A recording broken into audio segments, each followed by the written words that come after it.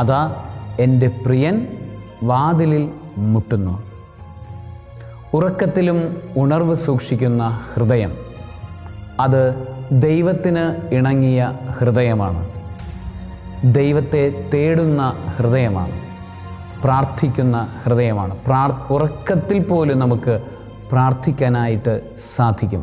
പരിശുദ്ധാത്മാവിൻ്റെ നിറവ് നമ്മളുടെ ഉള്ളിലുണ്ടാകുമ്പോൾ ഉറക്കത്തിൽ പോലും സ്തുതിയുടെ അനുഭവം നമുക്ക് ഉണ്ടാകും. ദൈവത്തെ തേടുന്ന അനുഭവം, ദൈവം നമ്മളുടെ ഹൃദയവാതിൽ മുട്ടുന്ന അനുഭവം നമുക്ക് ഉണ്ടാകുമെന്ന് വചനം വെളിപ്പെടുത്തി തരുന്നു.